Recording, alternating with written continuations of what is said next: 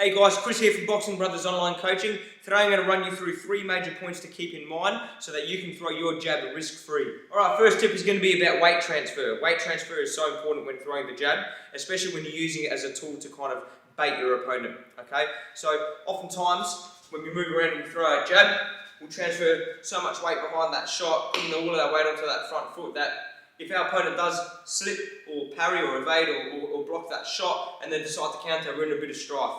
Okay, because we're throwing that jab, we're stepping forward, we're putting our weight on that front foot, we miss, all our weight is here, we're committed to that punch, and then receiving punches are going to be a lot more difficult than what it would have been if we had set our weight a little bit further back.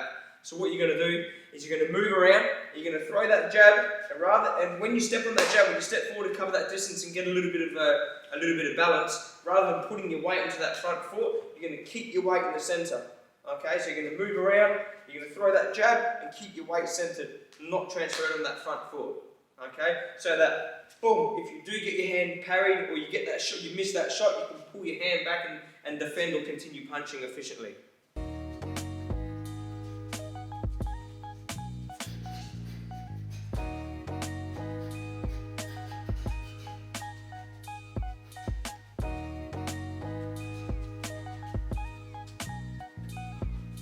Alright, next tip is going to be the guard. So it's really important that you bring that left hand back to the guard. Your opponent will try to counter your jab quite often, and oftentimes if you're up against if you're an orthodox up against an orthodox or a southpaw up against a southpaw, their rear hand is lined up with your lead hand. So if I'm up against my opponent now, like this, and I'm throwing my jab and I'm bringing it back low, and they're following me back with the right hand, I'm going to be copying their right hand all night long. So make sure that after that jab, you bring the hand back high to the guard, especially if you're getting tagged after it. Because if you're throwing that jab and then bringing it back low, and they're following you back with the right hand or even their jab, but especially their right hand, that's the one that hurts, you're going to keep getting tagged with that right hand. Likewise, if you see your opponent throwing that jab and bringing it back low, that is low-hanging fruit, guys. You need to be following it back with that right hand. You can parry right hand over the top, or slip right hand over the top, or you can just wear their jab on the guard and just boom, shoot over the top with your right hand. So make sure, after you throw your jab, you're bringing that hand, that lead hand back to your guard really tight so you're not vulnerable to the counter.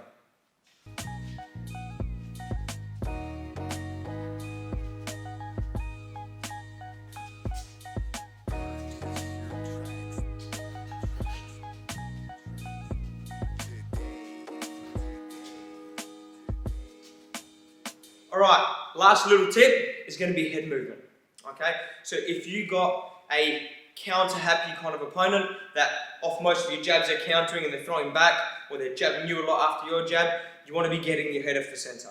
Okay, so still not neglecting those other components, still keeping your weight relatively centred, not transferring too much weight forward and putting yourself in a vulnerable position. Still bringing that left hand nice and high to the guard so that they're not following you back and catching you, because your guard is your first line of defence. Now we're adding the head movement. So if you want to move, if you're up against an opponent and they're responding a lot off your jab, you want to be moving around, keeping your weight in the centre. You're going to go jab and then get that head off the centre. Continue moving. Jab, get your head off the centre. When you do get your head off the centre, you want to mix up the direction that you're moving your head. You don't want to go one way all the time, because then your opponent will read that. They're going to know that you're going to go jab and slip into the direction that you jabbed with, right? And then they'll just follow you up with more shots. So mix it up. So you've been moving around that nice tight guard. You might go jab, slip into the direction of your jab. You might go jab, slip into the opposite direction. You might go jab, lean back, ride that shot. You might go jab and drop. Try to vary where your head goes after that jab. Yeah?